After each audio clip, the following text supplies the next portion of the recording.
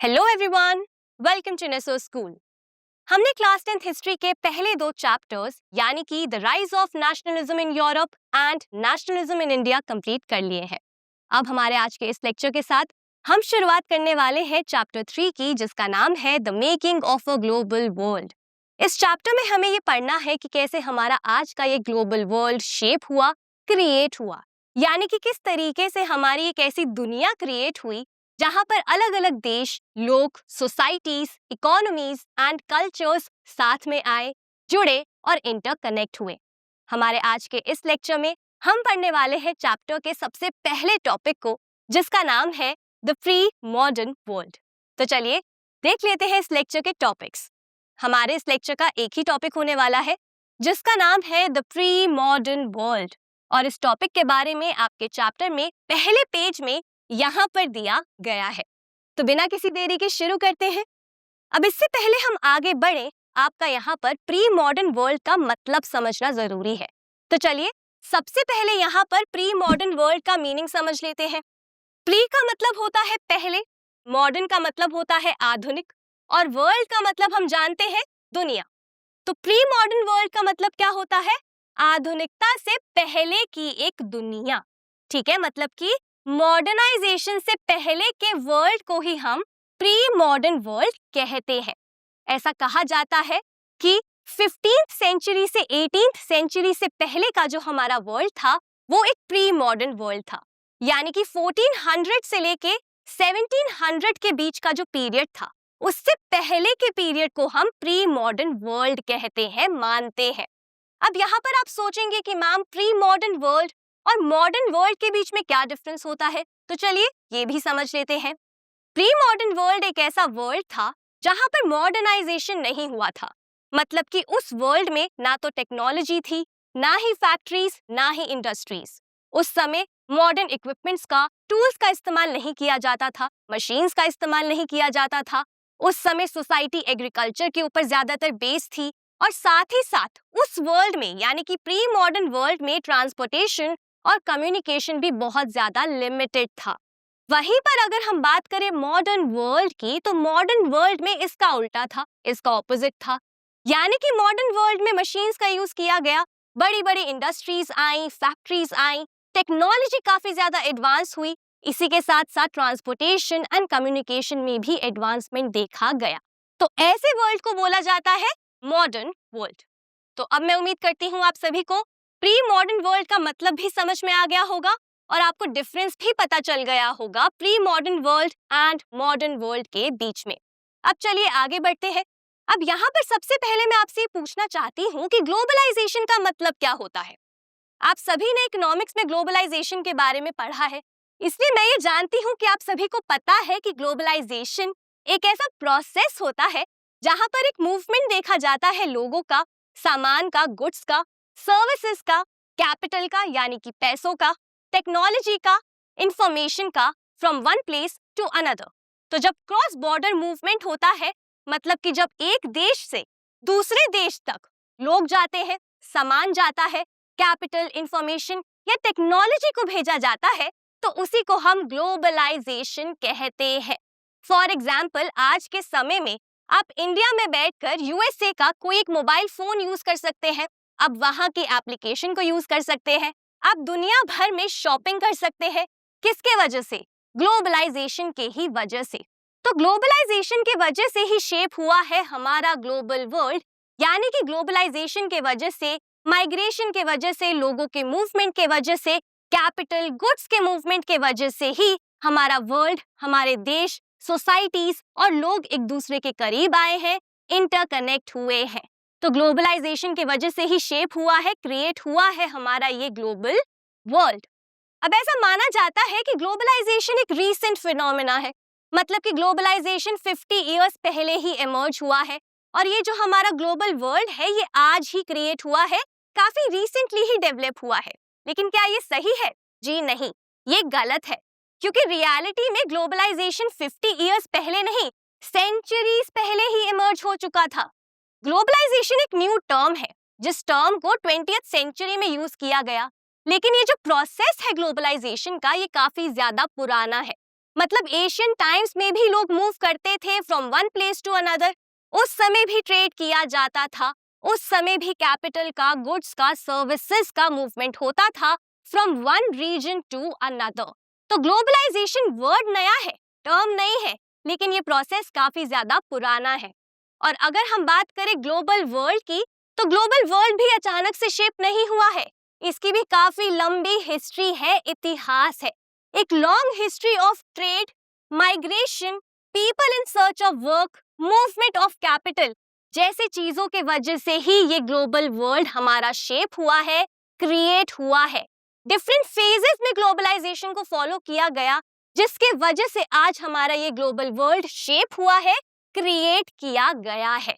तो ये भी रीसेंट डेवलपमेंट नहीं है, ये भी काफी ज्यादा पुरानी है, जो एक लॉन्ग प्रोसेस के वजह से ही हमें आज देखने को मिल रही है। ठीक है, एशियन टाइम से ही, हिस्ट्री से ही ह्यूमन सोसाइटीज तेजी से एक दूसरे के साथ इंटरलिंक हुई है, एक दूसरे के साथ जुड़ी है और करीब आई है। किसके वजह से? ग्लोबलाइजेशन के वजह से। हमारे इस चैप्टर में हमें यही पढ़ना है कि कैसे डिफरेंट फेजेस में ग्लोबलाइजेशन के प्रोसेस को फॉलो किया गया, ट्रेड किया गया, लोगों का मूवमेंट देखा गया, जिसके वजह से ग्लोबल वर्ल्ड को क्रिएट किया गया। हमारा आज का ये ग्लोबल वर्ल्ड जिसके वजह से शेप हुआ। हमारे आज के इस टॉपिक में हम पढ़ने वाले हैं प्री मॉडर्न वर्ल्ड के बारे में, जहां पर हम समझेंगे कि किस तरीके से प्री मॉडर्न वर्ल्ड में भी ग्लोबलाइजेशन हुआ करता था, मतलब कैसे इस समय में भी ट्रेड हुआ करता था, मूवमेंट हुआ करता था लोगों का, गुड्स का, कैपिटल का, from one place to another. तो चलिए अब आगे बढ़ते हैं और समझ लेते हैं प्री मॉडर्न वर्ल्ड के ग्लोबलाइजेशन के बारे में। एशियन टाइम्स में भी travellers, traders, priest and pilgrims travel करते थे डिस्टेंसेस डिफरेंट पर्पसेस के वजह से। यहाँ पे ट्रैवलर्स का मतलब क्या हुआ? वो लोग जो कि ट्रैवल करते थे, जाते थे, घूमते थे किसी एक जगह से दूसरी जगह। ठीक है, ट्रेडर्स का मतलब हुआ व्यापारी, जो ट्रेड के काम के वजह से जाते थे, मूव करते थे from one place to another. Priest का मतलब क्या हुआ? प्रीस्ट का मतलब हुआ जो धर्म गुरु होते हैं, रिलीजियस लीडर्स होते हैं वो। ठीक है, और पिलग्रिम्स का मतलब क्या हुआ? पिलग्रिम्स वो लोग होते हैं जो अपने स्पिरिचुअल फुलफिलमेंट के लिए, यानी कि अपने इनर सेटिस्फैक्शन के लिए, रिलीजियस एक्टिविटीज में पार्टिसिपेट करने के लिए ट्रैवल करते हैं, यात्राओं पर जाते हैं from one place to another. उन्हीं को पिलग्रिम्स कहते हैं। तो एशियन टाइम्स में भी, प्री मॉडर्न वर्ल्ड में भी travellers, traders, priest and pilgrims travel करते थे लंबे लंबे डिस्टेंसेस तक from one place to another. किस लिए ट्रैवल करते थे? डिफरेंट रीजंस के वजह से, जैसे कि ज्ञान प्राप्त करने के लिए, नॉलेज के लिए, अपॉर्चुनिटीज के लिए, यानी कि जॉब की तलाश में, नौकरी की तलाश में, ट्रेड के लिए, बिजनेसेस के लिए। ठीक है, साथ ही साथ स्पिरिचुअल फुलफिलमेंट के लिए, जिसके बारे में मैं आपको ऑलरेडी बता चुकी हूँ। और कई सारे लोग उस समय ट्रैवल करते थे परसिक्यूशन को भी एस्केप करने के लिए। एस्केप का मतलब होता है बचना, और परसिक्यूशन का मतलब होता है अत्याचार या फिर जुल्म। तो उस टाइम पे पॉलिटिकल, रिलीजियस या फिर सोशल रीजंस के वजह से जिन भी लोगों के ऊपर अत्याचार किया जाता था, वो लोग बचने के लिए भी भाग जाते थे किसी और दूसरी जगह। ठीक है, तो इन डिफरेंट रीजंस के वजह से लोग उस समय ट्रैवल करते थे from one region to different, जिससे हमें ये पता चलता है कि एशियन टाइम्स में भी मूवमेंट होता था, ग्लोबलाइजेशन का प्रोसेस फॉलो किया जाता था। इससे रिलेटेड क्वेश्चन आपके एग्जाम में पूछा जा सकता है।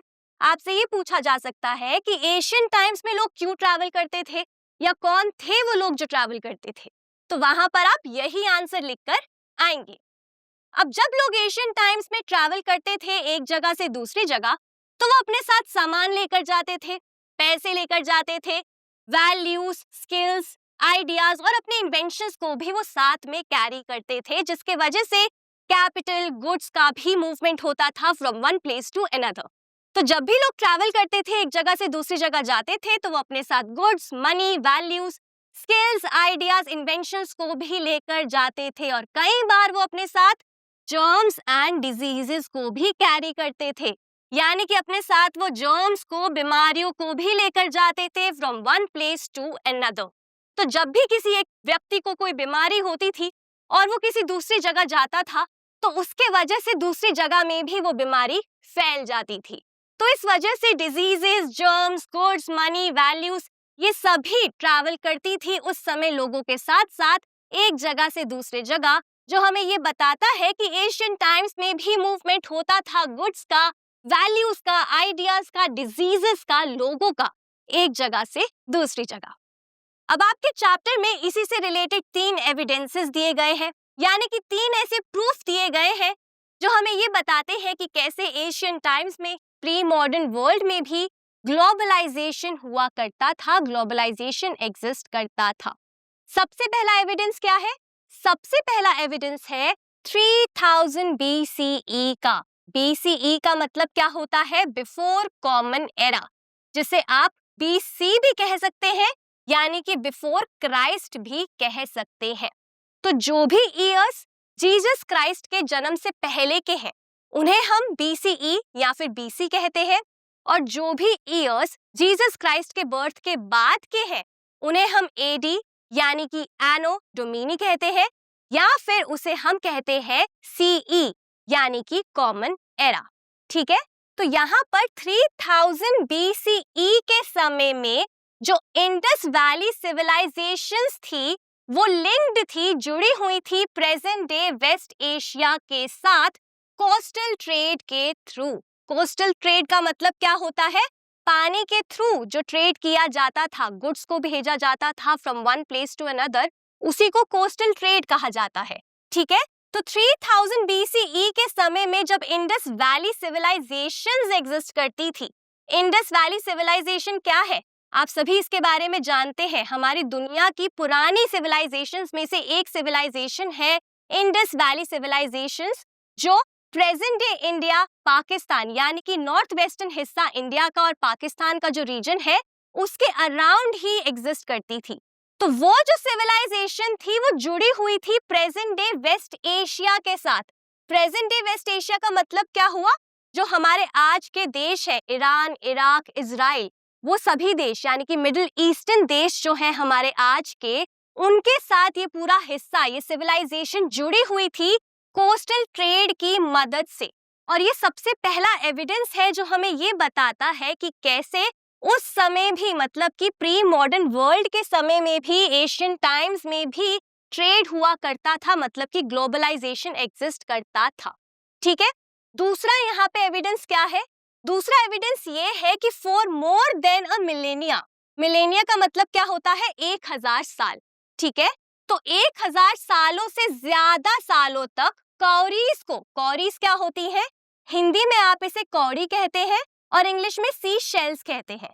ठीक है, तो मालदीव्स में पहले सी शेल्स को यूज किया जाता था, कौरीज को यूज किया जाता था करेंसी के तौर पर।